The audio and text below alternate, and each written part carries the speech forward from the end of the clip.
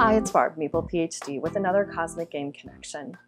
Recently, NASA released the first full-color images from its JWST satellite. These images, plus a spectrum, and the objects that they represent show the full potential of what JWST is going to help us learn about and what it will show us and reveal about the universe. Now, these images aren't science images in the sense that they weren't written up in papers that were then peer-reviewed by a journal before they were released.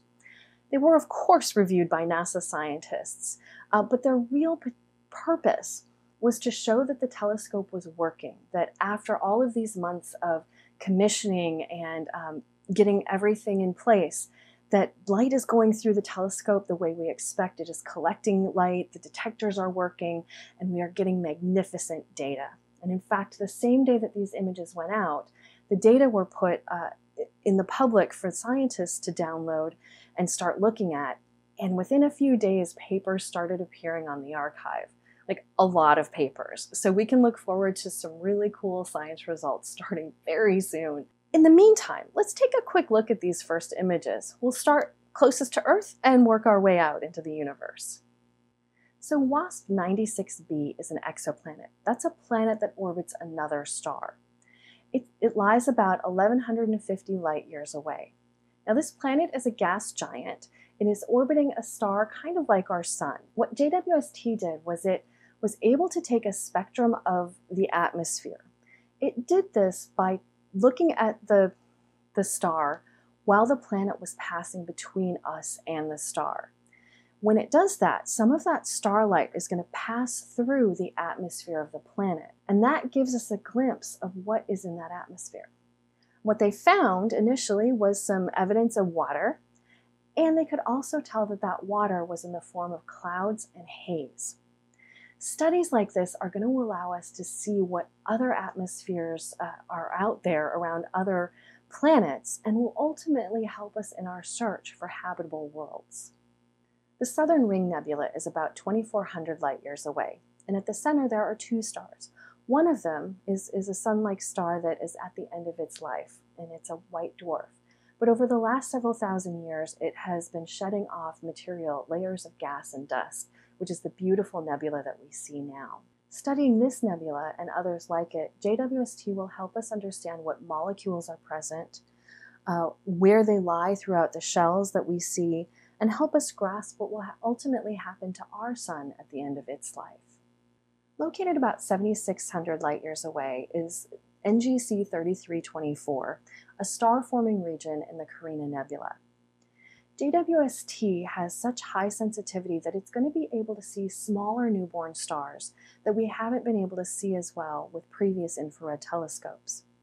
By studying this type of source, we'll learn more about how star formation happens and also how it propagates through these stellar nurseries.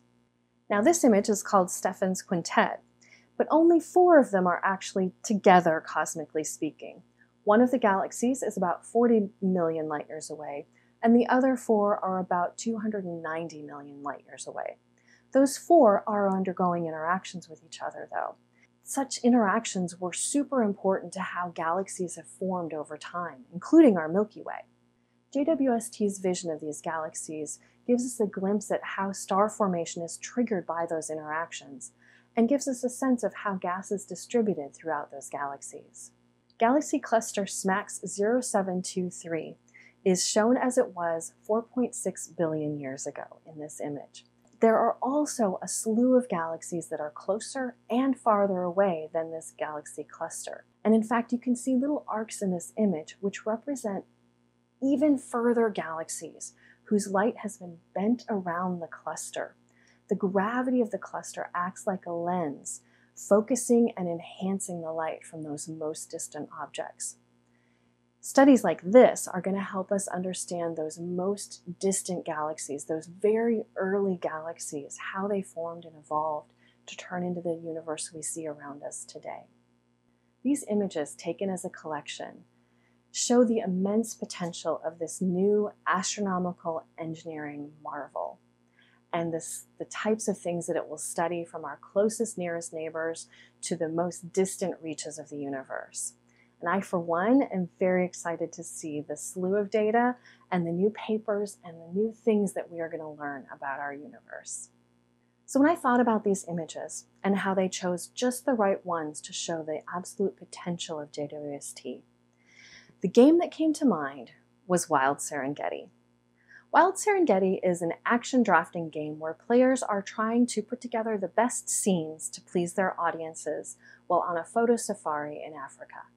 Over the course of the game, players are discovering animals and moving them around the savannah in order to complete various scenes that they are working on.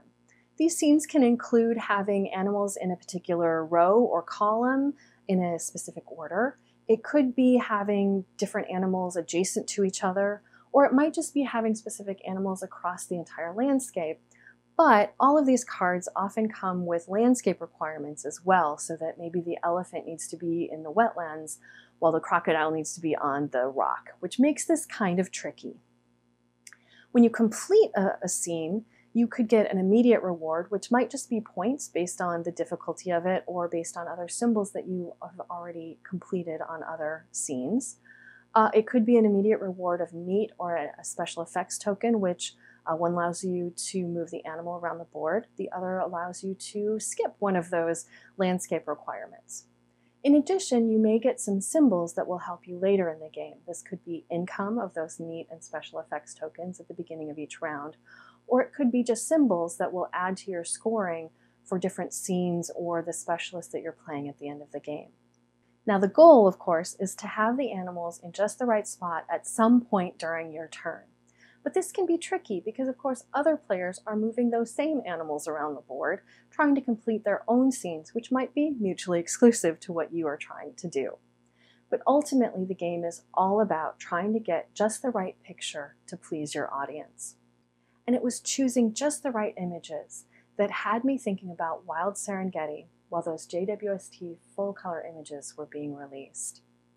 Those images from JWST show a wide breadth of the types of objects that it will help us understand. And it gave scientists a tantalizing glimpse of the data that they'll be able to look at over the coming years to help learn about their favorite objects. And at the same time, gave the public a beautiful view of their universe. So the next time you find yourself playing Wild Serengeti and you get that one animal on exactly the right spot to finish up your hardest scene, take just 1 second to think about JWST, all of the steps that it had to go through before it became this amazing source of data for us, and think about what amazing things it's going to help us learn about the universe. Thanks for joining me. If you have any questions about the game or the science, leave them in the comments below and I'll try and answer them. Otherwise, I'll be back again soon with another Cosmic Game Connection. In the meantime, you can follow me on Instagram and Twitter as @MabelPhD, and I have a blog at MabelPhD.com.